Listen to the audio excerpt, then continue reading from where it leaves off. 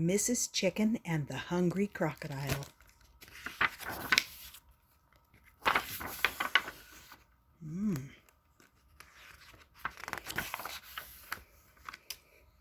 Now, about the story, it says that Mrs. Chicken and the Hungry Crocodile, is a traditional story from the Dan people of northeastern Liberia in Africa.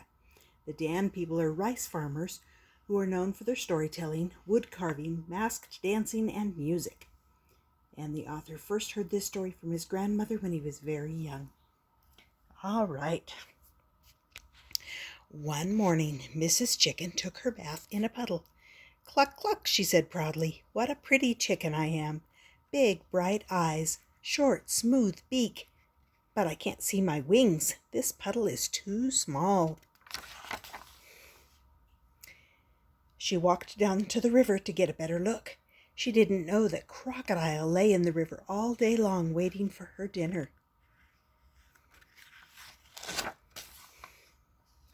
Mrs.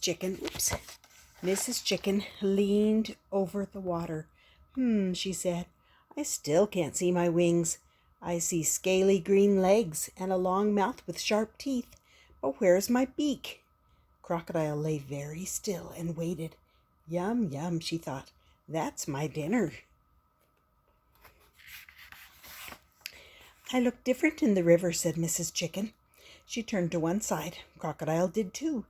Mrs. Chicken turned to the other side. So did Crocodile. "I'd like a closer look," said Mrs. Chicken. She stepped into the river. Snap! Crocodile grabbed Mrs. Chicken's foot in her mouth. "Bonk," said Mrs. Chicken. "Let go." Crocodile shook her head. She dragged Mrs. Chicken to her house on the island in the middle of the river. Then she slammed the door shut with her tail and opened her mouth. Mrs. Chicken flew up to the rafters. Do you know what the rafters are? Those are the things up in the roof to help hold the roof on, up in the top of the room. "Come down," Crocodile said. "I'm going to eat you up." "Me?" Mrs. Chicken squawked. "You can't eat me." "Oh, yes, I can," said Crocodile. "But," said Mrs. Chicken, "you shouldn't eat me." "Why not?" asked Crocodile. "Because," said Mrs. Chicken, "I'm your sister." "Ha, ha, ha," Crocodile laughed. "You're not my sister. You have speckled feathers. I have green skin. You have a beak. I have a mouth with sharp teeth. And those teeth are going to eat you up." "No," said Mrs. Chicken. "We look different, but we're sisters. I'll prove it. Just give me time." How is she going to prove it? "All right," chuckled Crocodile. "I'll fatten you up. The longer I wait, the plumper you'll get." Crocodile yawned and curled around her eggs. Soon she was snoring. Look at her there, snoring with her eggs. Mrs. Chicken made a nest in the corner opposite Crocodile and settled down to lay her own eggs. Every day, Crocodile gave Mrs. Chicken grain to eat. Every night, they fell asleep over their eggs. Mrs. Chicken got fatter and fatter. Crocodile got thinner and hungrier.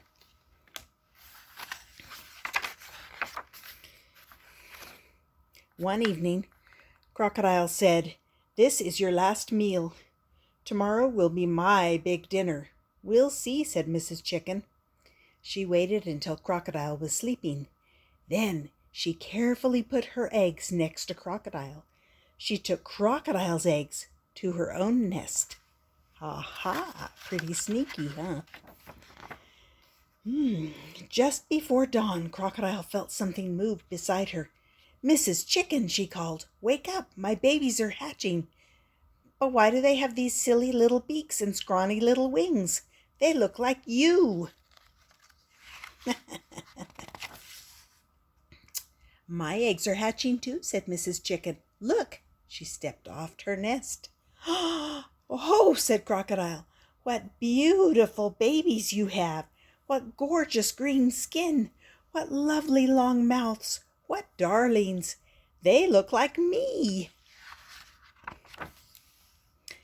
"And your babies look like me," said Mrs. Chicken. "I told you we're sisters. You almost ate me. Your own sister." I'm really sorry, Sister Chicken, said Crocodile.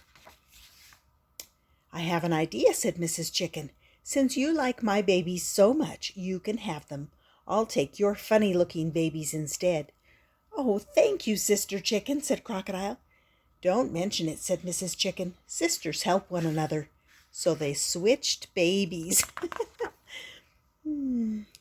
Time for us to go home now, Mrs. Chicken said. She and her babies climbed onto Crocodile's back, and Crocodile carried them across the river. See? Bye-bye, sister, Crocodile said. Mrs. Chicken waved her wing and hurried her chicks up the riverbank. See you soon, said Crocodile. No, you won't, called Mrs. Chicken as she disappeared through the trees. Come along, Come along, children. Cluck, cluck. Since that day, Mrs. Chicken and her children have never gone near the river, and they always take their baths in puddles. Big enough for us, Mrs. Chicken tells her children, and much too small for crocodiles.